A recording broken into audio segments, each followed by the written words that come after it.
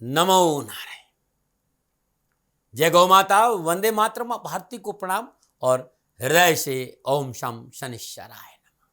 प्रिय दर्शकों, मित्रों, साथियों, अनुभव है और संतों का संदेश भी है कि किसके जीवन में कब क्या घटित हो जाए, ये विधि के अलावा किसी को कुछ पता नहीं होता। इसलिए अपने हृदय में सबके लिए सदैव कुशलता की कामना रखनी चाहिए।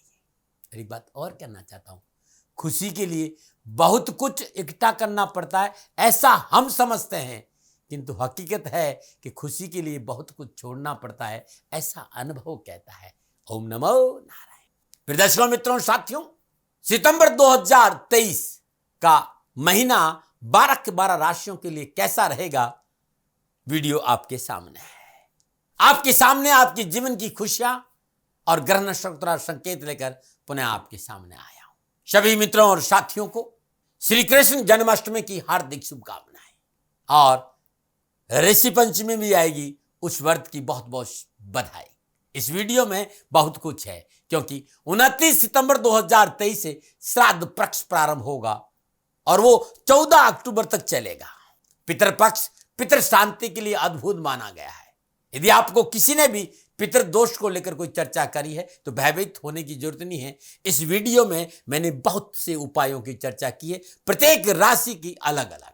साथ ही सितंबर का महीना ग्रह नक्षत्रों के हिसाब से आपके लिए कैसा रहेगा, क्या आपको लाभ मिलेगा, कारोबार में सफलता मिलेगी, नौकरी में आगे बढ़ने का मौका मिलेगा, या जो कैरियर संबंधी परेशानी उससे मुक्ति मिलेगी, या फिर परेशानियों से जूझना पड़ेगा। क्या भाग्य आपके पक्ष में दस्तक देगा, किन किन क्षेत्रों में विशेष सावधानी बरतनी पड़ेगी, इन सभी चीजों को मैं विस्तार से बताऊंगा। ग्रह नक्षत्रों का राशि परिवर्तन किस किस क्षेत्र पर क्या क्या प्रभाव देखने को मिलेगा, इस विषय पर नक्षत्र गणनाओं के आंकलन के साथ साथ मैं अपने विचार आपके सामने रखूंगा।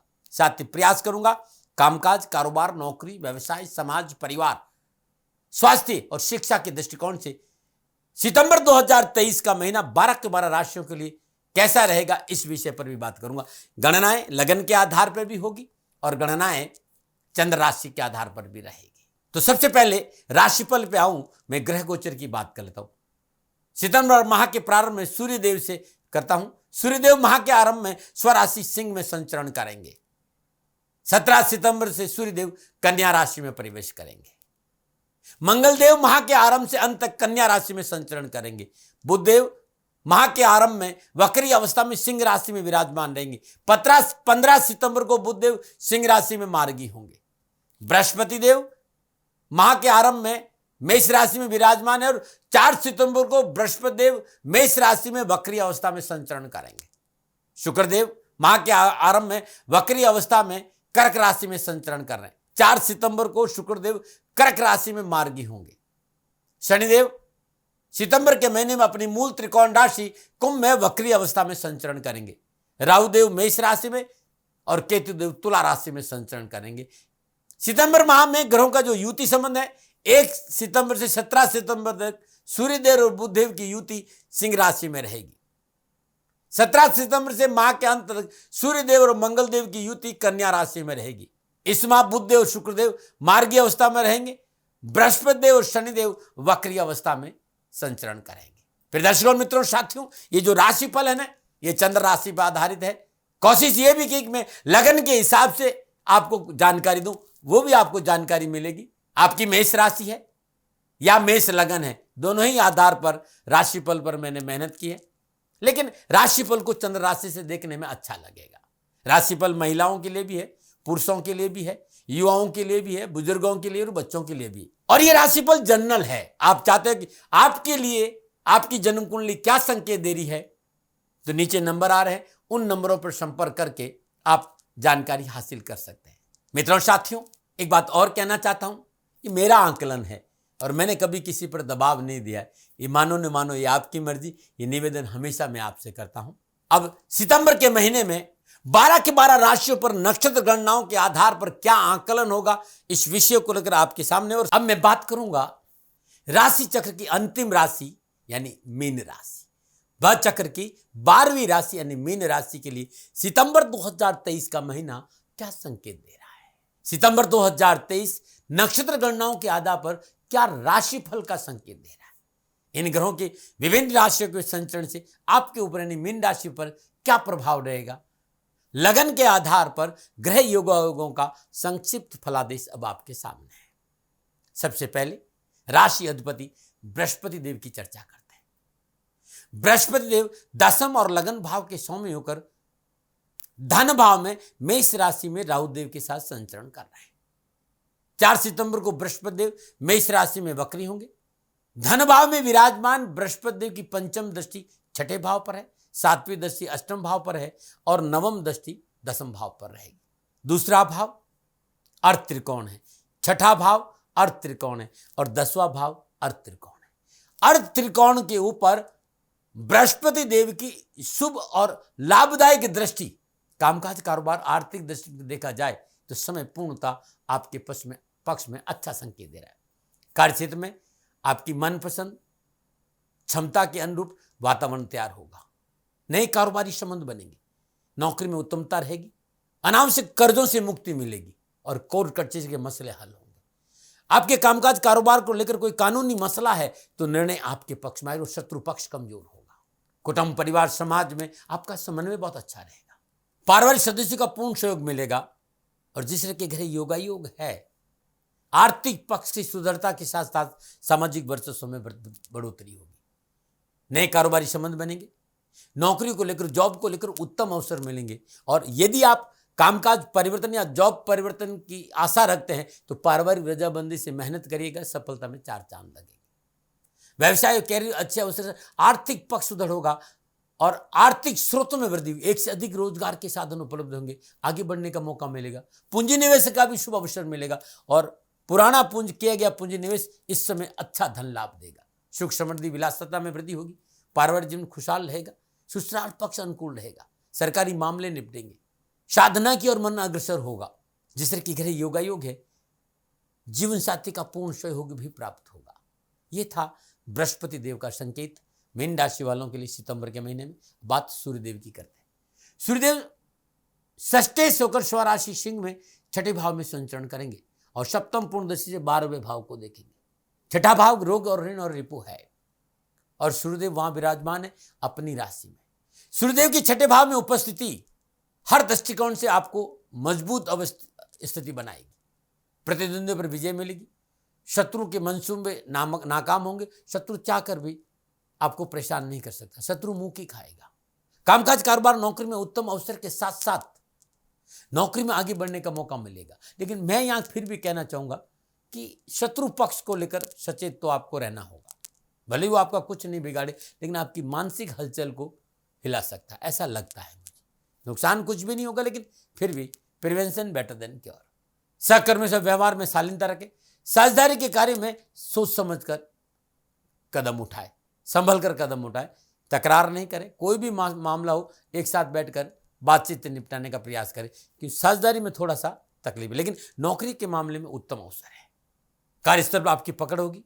कार्य की गुणवत्ता में बढ़ोतरी। सहकर्मी और उच्च अधिकारी का पूर्ण सहयोग मिलेगा। यदि आप नई नौकरी की तलाश कर रहे हैं तो समय आपके लिए अनुकूल है।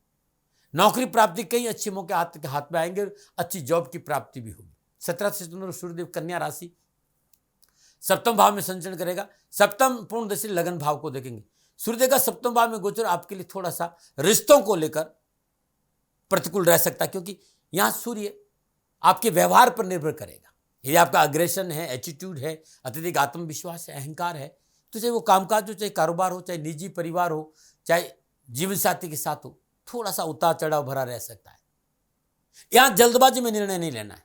पारिवारिक रजाबंदी से लेना है और निवेश को सोच समझकर निर्णय लेना है। यहाँ काम का दबाव बढ़ेगा, मानसिक दबाव रहेगा लेकिन इस दबाव को आप अपने ऊपर हावी होने से बचना चाहिए। दबाव आपके ऊपर हावी नहीं हो इस बात पर ध्यान। 17 सितंबर के बाद नौकरी में थोड़ा सा जल्दबाजी में बचना चाहिए। सहकर्मी और वरिष्ठ अधिकारी के बीच में मतभेद नहीं, इस बात पर ध्यान देना चाहिए।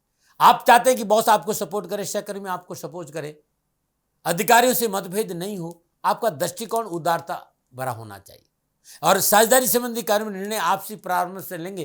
कार्य में पारदर्शिता रखेंगे तो लाभ भी मिलेगा। अब मैं बात मंगल देव की करूंगा। मंगलदेव दूसरे और नवम भाव के स्वामी होकर माह से आरंभ से लेकर अंत तक कन्या राशि सप्तम भाव में संचरण करेंगे। चतुर्दशी दसम भाव, सप्तम दशा लगन भाव और अष्टम दशा से धन भाव को देखेंगे। मंगलदेव की चौथी दृष्टि, सप्तम दृष्टि और अष्टम दृष्टि यानी दसम भाव, कर्म स्थान, लगन भाव, सिंह भाव और दूसरा स्थान धन है। और ये जो संचरण है, ये जो दृष्टियां है, ये जो अवधि है, कारोबार और साझेदारी के दृष्टिकोण से अनुकूल फलदायी रहेगी। मुनाफा मिलेगा, कारोबार में आगे बढ़ने का मौका मिलेगा, नए कारोबारी संबंध बनेंगे, कारोबार में आ रही अनावश्यक उठापटक परेशान से मुक्ति मिलेगी, सरकार से लाभ मिलेगा। आप फौज में हैं, आप पुलिस में हैं, ऊर्जा के क्षेत्र में काम करें, उत्तम अवसर मिलेंगे। पार्टनरशिप का व्यवसाय गति पकड़ेगा, साझेदार से अच्छा तालमेल बना रहेगा और कार्यों में उत्तमता के साथ साथ आगे बढ़ने का मौका मिलेगा। आप नौकरी में समय अच्छा रहेगा, सहकर्मियों का सहयोग बनेगा और कम्युनिकेशन अच्छा रहेगा और निजी जीवन में सुख और सौहार्द बना रहेगा। विवाह संबंधी कार्य की जो गति वो तेजी आएगी। बात बुधदेव की करते हैं। बुधदेव चतुर्थ और सप्तम भाव के स्वामी होकर माह के आरंभ में वक्री अवस्था में सिंह राशि छठे भाव, सप्तम दशा 12 भाव को देंगे। 15 सितंबर को बुधदेव सिंह राशि में मार्गी होंगे। नौकरी और बिजनेस का आपका बेहतर प्रदर्शन आपको लाभ देगा। आपके बिजनेस को उन्नति के शिखर तक ले जाने में समर्थ होंगे आप। कुछ नई परियोजना, नए समझौते का लाभ आपको मिलेगा। नौकरी में पदोन्नति का लाभ मिलेगा। आप अपने विचार और सुझावों से अपने वरिष्ठ अधिकारी और बॉस को अपनी ओर आकर्षित करेंगे। कार्यक्षेत्र में आपका प्रभाव और प्रभुत्व में वृद्धि होगी। आर्थिक धन में वृद्धि होगी। आपके सामर्थ्य और कार्यशैली में निखार आएगा। और बात शुक्रदेव की करते हैं। शुक्रदेव तीसरे और अष्टम भाव के स्वामी होकर माह के आरंभ में वक्री अवस्था में कर्क राशि पंचम भाव में संचरण करेंगे। सप्तम दशा 11 भाव को देंगे। 4 सितंबर को शुक्रदेव कर्क राशि में मार्गी होंगे। पंचम भाव में इसे शुक्रदेव को आय भाव पर दृष्टि आय के साधनों में वृद्धि करेंगे। कार्यक्षेत्र में अनुकूल वातावरण बने रहेगा। नए संपर्क सूत्रों से व्यापार विस्तार का मौका मिलेगा और मान सम्मान बढ़ेगा। रुके हुए कार्य की पूर्ति बड़ी आसानी से होगी। नए पुराने मित्रों का यादगार क्षणों की प्राप्ति होगी और मित्रों के सहयोग से नौकरी और कारोबार में उत्तम अवसर और धन प्राप्ति के मौके मिलेंगे। रचनात्मकता में समृद्धि बढ़ेगी। एजुकेशन के क्षेत्र में सफल संतान पक्ष संतान के कार्यों को लेकर आप प्रसन्नचित रहेंगे और संतान को आगे बढ़ने का मौका भी मिलेगा। शेयर मार्केट में और आपको अनुभव है तो इस समय पूर्णतः शेयर मार्केट में लाभ का संकेत दे रहे हैं। नक्षत्र इस बात का भी संकेत कि संतान पक्ष का व्यवहार आपकी तरफ बहुत अच्छा रहेगा। कारोबार में, नौकरी में, व्यवसाय में अच्छा मुनाफा मिलेगा। आप पत्रकारिता में हैं, आप मीडिया में हैं, आप विज्ञापन के क्षेत्र में हैं, आप फिल्म इंडस्ट्री में हैं, चाहे वहाँ नौकरी करते हैं, चाहे आप एक्टर हैं, चाहे प्रोड्यूसर है, चाहे लेखक है, चाहे कुछ भी किसी भी क्षेत्र में उस एरिया में काम करते हैं, आपको लाभ के उत्तम अवसर मिलेंगे। देश विदेश से अच्छे कारोबारी संबंध मिलेंगे और धन की प्राप्ति आपको होगी। अब बात शनिदेव की करते हैं। शनिदेव एकादश द्वादश भाव के स्वामी होकर माह के आरंभ से अंत वक्री अवस्था कुंभ राशि 12वें भाव में संचरण करेंगे। शनिदेव यहां शुभ अवस्था में संचरण कर रहे हैं। द्वादश भाव में विराजमान शनिदेव की तीसरी दृष्टि धन भाव, सातवीं दृष्टि छठे भाव, दसम दृष्टि नवम भाव पड़ेगी। कामकाज, कारोबार, व्यवसाय, नौकरी, आर्थिक स्थिति के लिहाज शनिदेव के जो फलादेश है वो परिश्रम, मेहनत, संघर्ष का पूर्ण फल दिलाएगा। धन लाभ होगा, अनावश्यक कर्ज से मुक्ति मिलेगी, नए कारोबारी संबंध बनेंगे, आर्थिक धनकोष में वृद्धि होगी, कार्य विस्तार का मौका मिलेगा, कार्य संबंधी संपूर्ण परेशानी का निवारण होगा। यदि कोई बीमारी उसे पीछा छूटेगा, कर्जे से मुक्ति मिलेगी, कोर्ट कचहरी के मसले हल होंगे, कानूनी समस्याओं से मुक्ति मिलेगी। जिससे कि घरे योगायोग है, हर क्षेत्र में आपको सफलता के उत्तम अवसर मिलेंगे। लेकिन यहाँ अत्यधिक आत्मविश्वास से बचना बहुत जरूरी है। अब बात करते हैं राहुदेव और केतु। राहुदेव मेष राशि में दूसरे भाव में संचरण करेंगे और दूसरे भाव में राहुदेव एक बात का संकेत है कि कामकाज को लेकर, नौकरी को लेकर, व्यवसाय को, समाज, परिवार, कुटुंब को लेकर, ये सारे परिवार समाज आपके साथ, आर्थिक पक्ष में सुधार, धन की प्राप्ति अच्छी होगी।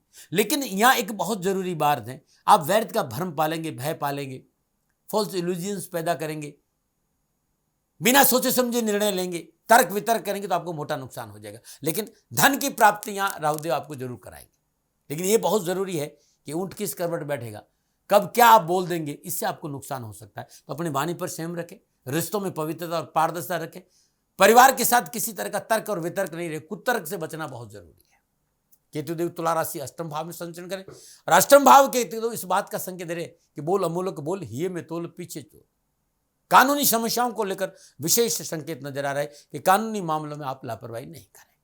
केतुदेव अष्टम घर में दुर्घटनाओं का संकेत, चोट का संकेत, चोट धन की भी हो सकती है, गाड़ी से भी हो सकती है, दिल की भी हो सकती है। सरकारी मामलों में लापरवाही नहीं करें। ससुराल पक्ष से संबंध खराब नहीं हो, इस बात पर भी आपको, और जीवन साथी से टकराव से बचना चाहिए। लेकिन साधना की ओर मन बहुत अग्रसर होगा। ऑकल्ट साइंस में जबरदस्त सफलता मिलेगी। ज्योतिषियों के लिए यह समय पूर्णतः उनके पक्ष में रहेगा। यह था 9 के 9 ग्रहों का लगन के आधार पर संक्षिप्त फलादेश।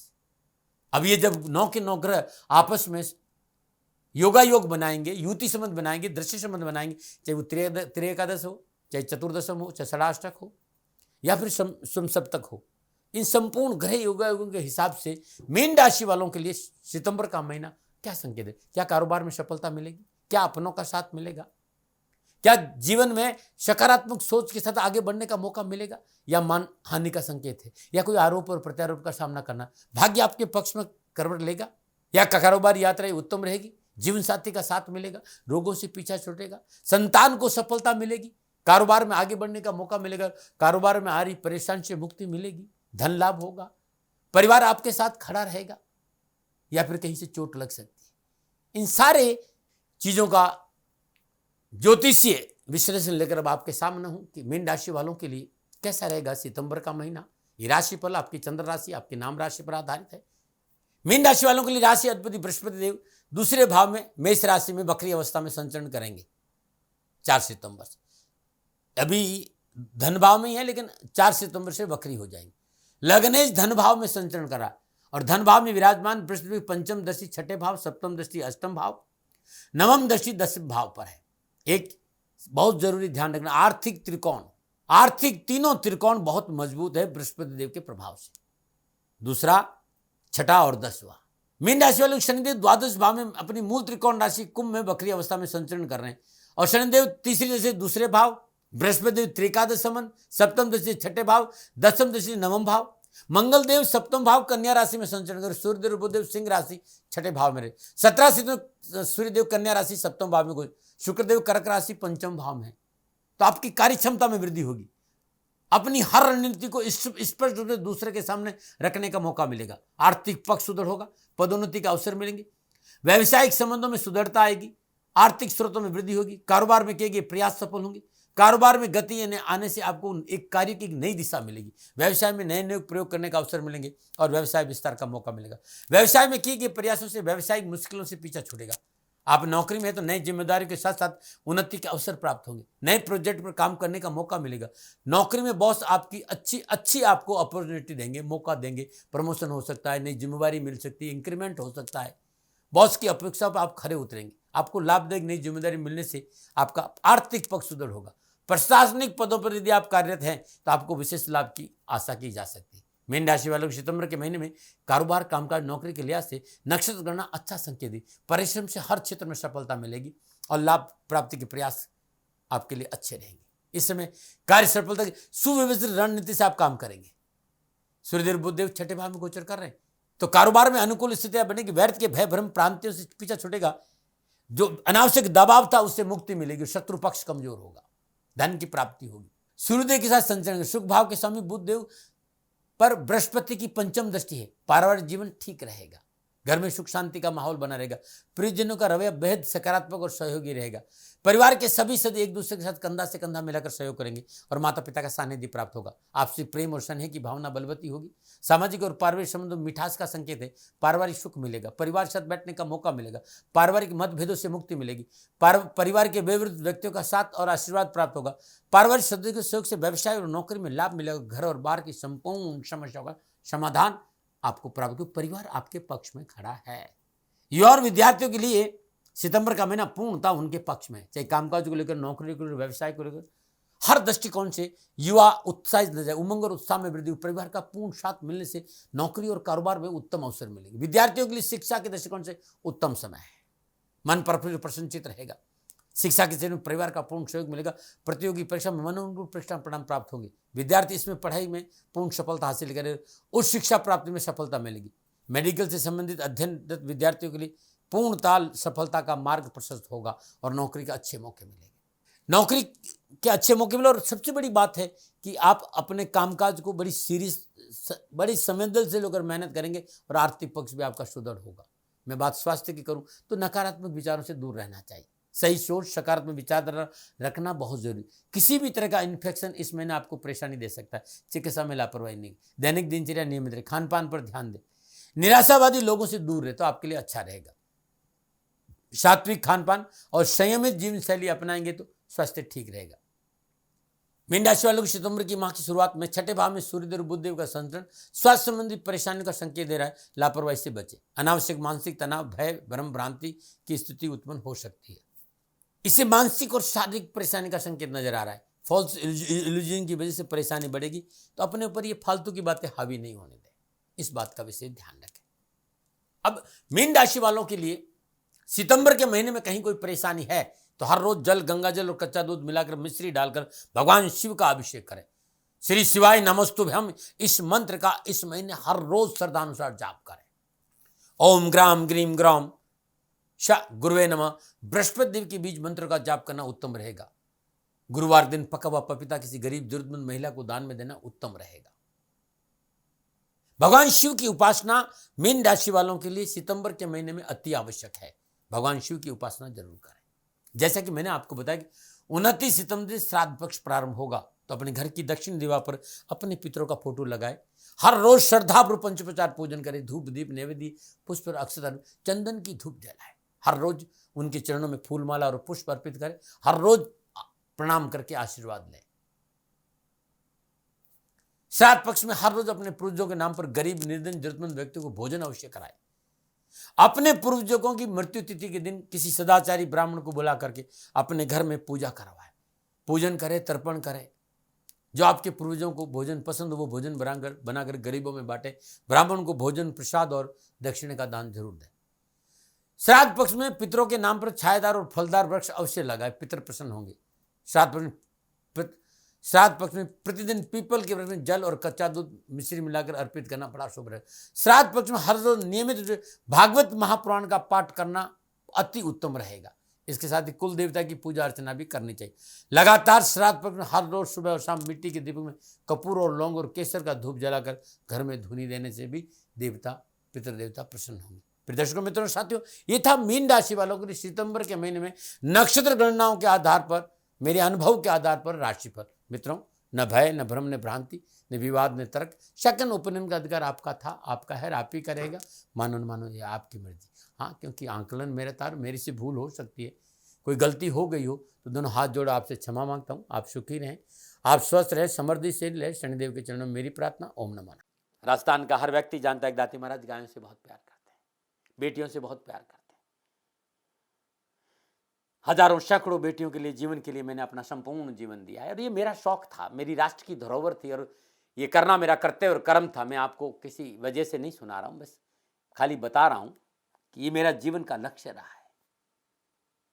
मनुष्य हूं और मानव होने के नाते मेरा कर्तव्य है कि मैं अपनी राष्ट्र की सेवा करूं। मैं इस राष्ट्र का नागरिक हूं।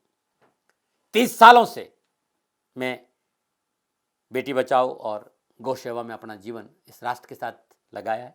वर्तमान परिस्थितियां आर्थिक दृष्टिकोण से मेरी अनुकूल नहीं है। धन नहीं मांग रहा हूं कि मुझे आप पैसे दीजिए, नहीं, पहले भी कभी नहीं मांगा और अब भी मैं नहीं कह रहा हूं। और ये मेरा अहंकार नहीं है, क्योंकि धन को लेकर मैं राष्ट्र के सामने कभी नहीं आया था।